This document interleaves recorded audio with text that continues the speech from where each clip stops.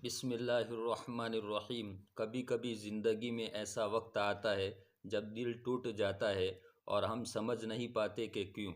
آس پاس سب لوگ ہوتے ہوئے پھر بھی ایک عجیب سا تنہاپن ہوتا ہے، جیسے کوئی سننے والا ہی نہیں۔ رات لمبی ہو جاتی ہے، دعاؤں میں آنسو گرتے ہیں اور دل صرف ایک ہی سوال کرتا ہے، یا اللہ میرے ساتھ ہی کیوں؟ لیکن دل ٹوٹنا اکثر شروعات ہوتی ہے رب کریم کے قریب آنے کی، کیونکہ جب سب ساتھ چھوڑ جاتے ہیں تب اللہ سب سے زیادہ قریب ہوتا ہے۔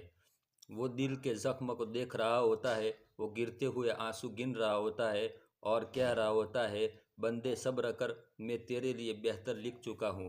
جو چیز چلی گئی شاید وہ تمہارے لیے تھی ہی نہیں، اور جو آئے گی وہ تمہارے لیے بہترین ہوگی۔ تو جب دل ٹوٹ جائے تو گھبرانا مت، رب کا یہ وعدہ یاد رکھنا، میں ٹوٹے دل کو بھی جوڑ دیتا ہوں اور بہتر سے بہتر دے دیتا ہوں۔ تم بس صبر کرو اور اللہ پر بھروسہ رکھو۔